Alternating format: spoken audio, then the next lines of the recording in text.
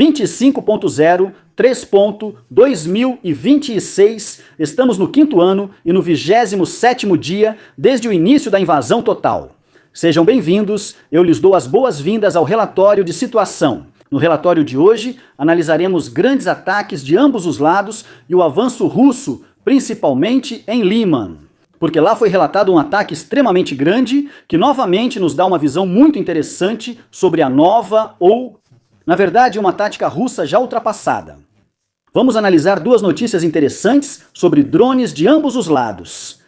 Também um problema de comunicação muito interessante, vou chamar assim, do lado russo, e muito mais. Em imagens recentes que podemos ver atualmente, é muito provável que um avião sueco Saab 340 AEW-IC esteja sobrevoando a Ucrânia. A silhueta, assim como o radar característico no corpo da aeronave, indicam claramente que se trata desse avião de alerta e controle antecipado, que já analisamos há um ano. Faz pouco mais de um ano que analisamos isso quando os suecos anunciaram que dariam esse avião à Ucrânia. O possível uso desse sistema é de grande importância para a Ucrânia, pois o avião serve principalmente para a vigilância do espaço aéreo e comando de combate. Ela detecta alvos distantes e cria um quadro abrangente da situação, repassando depois para as forças aéreas e terrestres. Isso significa, acima de tudo, que aviões russos podem ser detectados muito cedo. No conflito atual, com o espaço aéreo muito disputado, esse sistema ajudaria a Ucrânia a detectar cedo movimentos aéreos russos, coordenar ameaças e usar melhor sua defesa antiaérea. Além disso, aprimora a coordenação dos caças, permitindo designar alvos com mais precisão e coordenar melhor as missões. Caso o uso permanente se confirme, isso seria mais um passo em direção a uma condução de guerra aérea clara, conectada e moderna do lado ucraniano, na qual sensores, defesa antiaérea e forças aéreas estejam fortemente integrados. Forças ucranianas, segundo informações da Airbus Ucrânia, derrubaram um novo tipo de drone russo, até agora raramente utilizado, chamado Klin. O sistema aparentemente se trata de um equipamento compacto de ataque ou drone kamikaze com um alcance de aproximadamente 120 km e uma ogiva de cerca de 5 kg. Segundo a avaliação de especialistas, o que chama mais atenção é a tecnologia utilizada por trás disso. O drone deve contar com uma solução moderna de bateria, que lhe permite um alcance relativamente alto, apesar do tamanho muito pequeno e compacto. Além disso, há outra capacidade potencialmente relevante.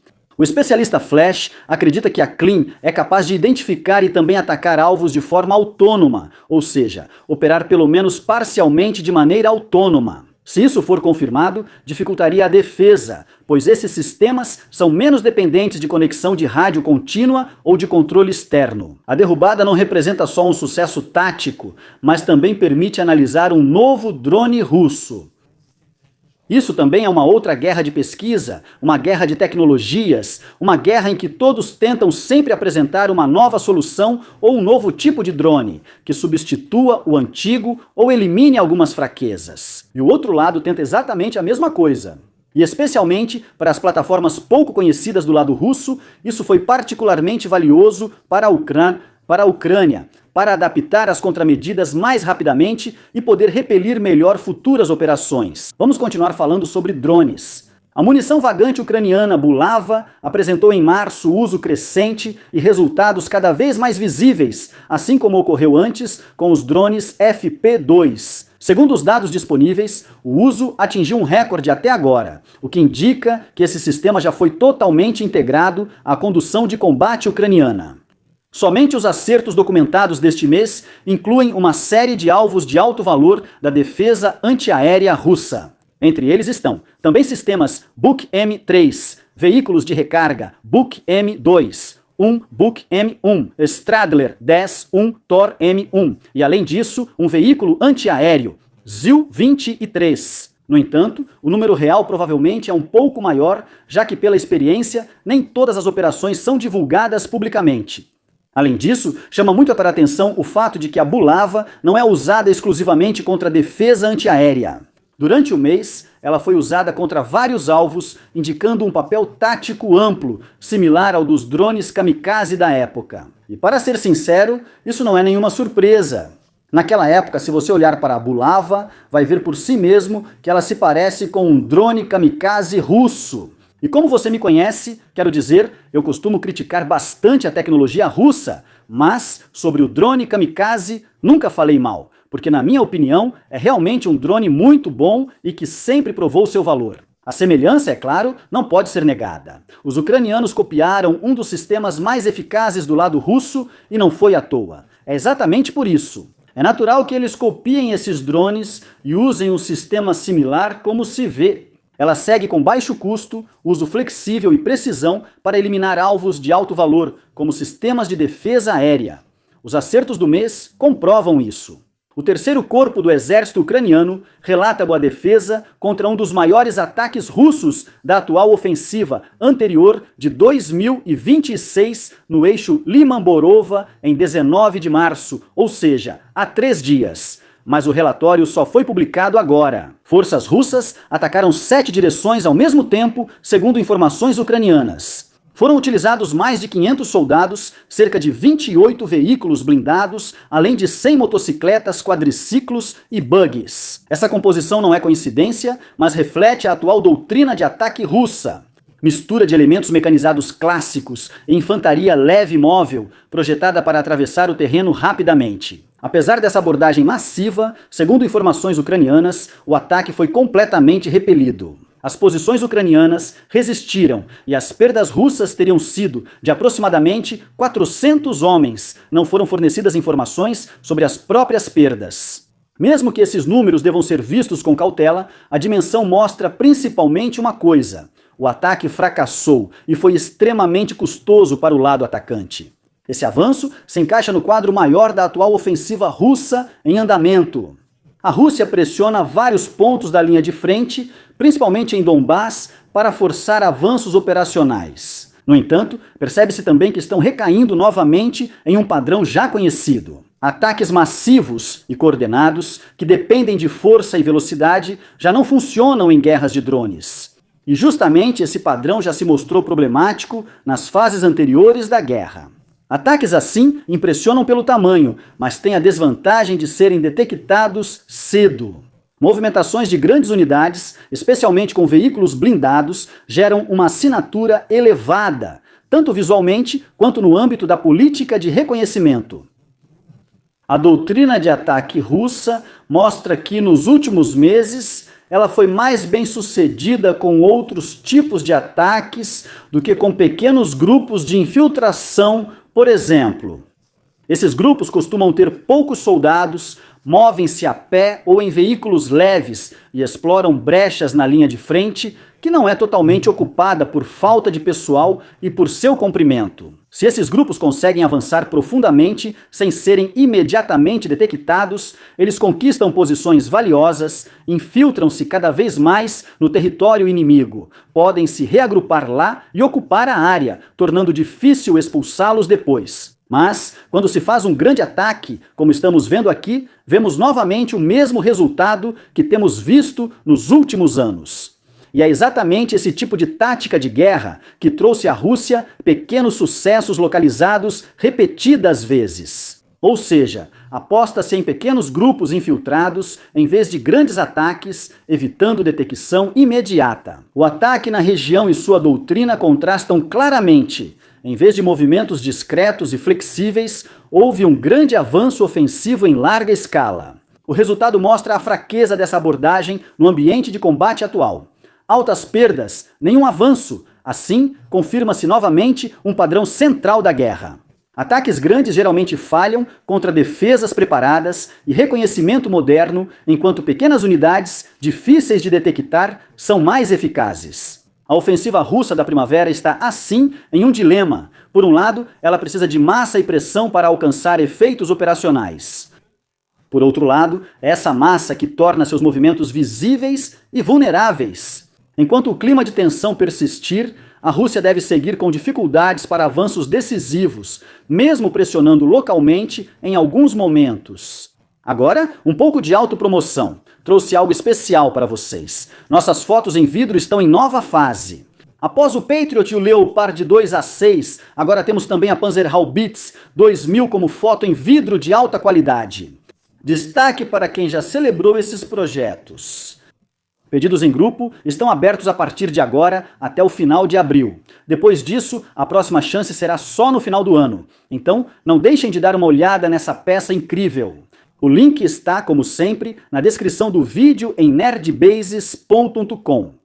Um pouco mais ao sul, mas apenas alguns quilômetros adiante, a situação na região da elevação 207, que já analisamos várias vezes, se agravou ainda mais nos últimos dias. Forças russas conseguiram avançar ao longo do lado leste da encosta e começaram, no início de março, a penetrar na área do complexo florestal fortificado, no topo da elevação, com pequenos grupos de assalto a pé.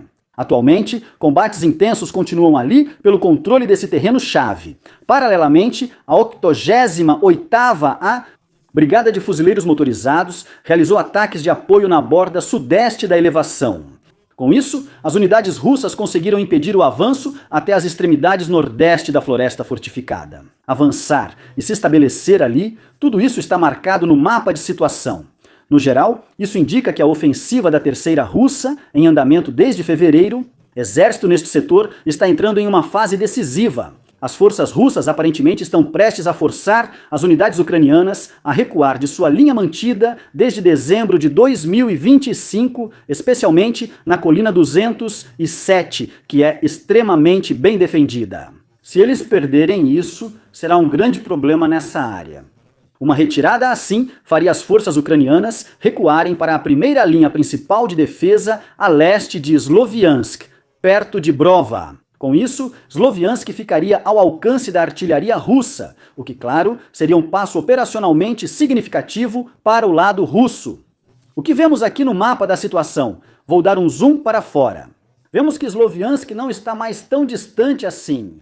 Se analisarmos melhor, trouxe ferramentas de medição. A periferia da cidade e a linha de frente estão a 15 a 20 quilômetros, dependendo do ponto, o que é um grande problema para a Ucrânia. Se eles perderem essa colina e essas posições aqui, serão empurrados para trás e então terão que se reagrupar em algum outro ponto em uma nova linha. Também seria a última linha antes de Sloviansk.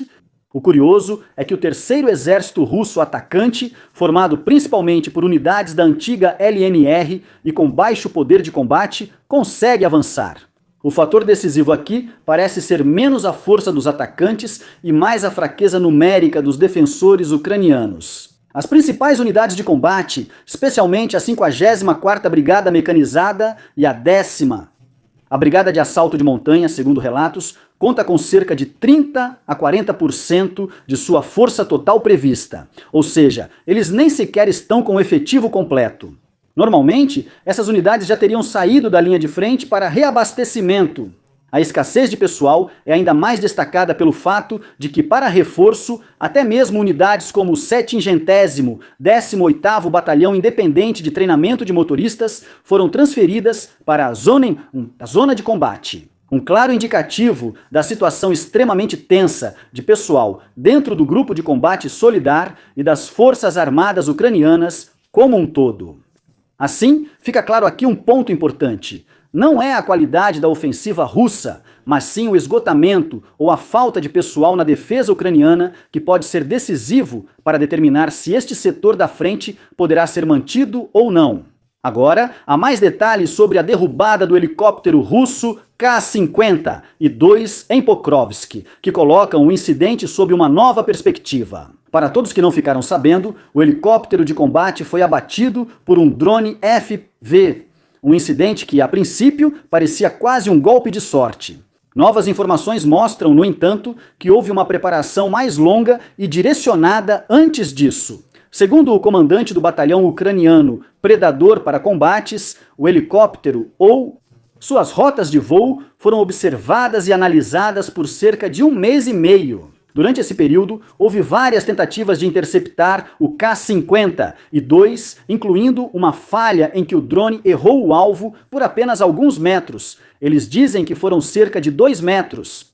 Só depois da aproximação seguinte é que finalmente conseguiram acertar o alvo, aparentemente de forma frontal e planejada, e não por acaso, como pensávamos no início.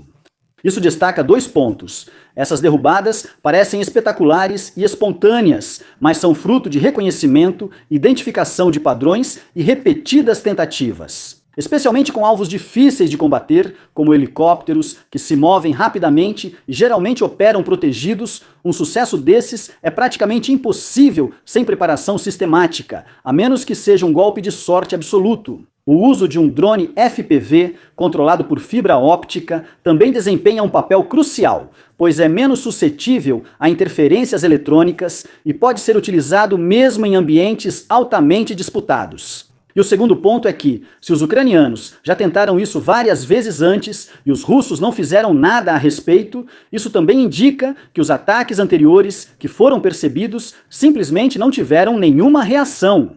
O incidente deixa claro que o campo de batalha mudou muito.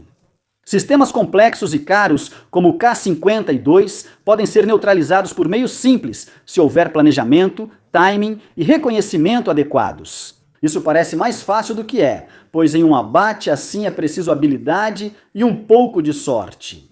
Talvez aprendam e modifiquem o helicóptero ou deixem de enviá-lo tão perto da linha de frente. Quem sabe no futuro usem proteção contra drones. Em São Petersburgo, a internet móvel foi temporariamente desligada devido ao risco de ataques de drones ucranianos, segundo fontes russas. Esses desligamentos podem impedir o controle de drones por redes móveis ou a transmissão de informações de alvo, mas o impacto na população civil é notável. Em um vídeo, uma moradora reclama que seu smartphone se tornou praticamente inutilizável e pergunta por quanto tempo essas restrições ainda vão durar. Outro ponto que chama a atenção: embora serviços e redes sociais não funcionem mais, uma plataforma aparentemente continua funcionando sem problemas. E, quem diria, é o mensageiro Max, controlado pelo governo. Isso leva a um desenvolvimento interessante. Medidas que, obviamente e oficialmente, servem para proteger contra ataques de drones, têm ao mesmo tempo o efeito de restringir fortemente o espaço digital e forçar os usuários a migrar cada vez mais para canais de comunicação controlados pelo governo. Isso reforça como necessidade militar e controle da informação estão ligados neste conflito. Agradeço aos assinantes, líderes do Canamic e equipe do Algo. Agradeço ao Tenente Coronel Henneck, Selektiv Ferri e Meyerhofer. Inscreva-se, curta e comente. Até o próximo relatório.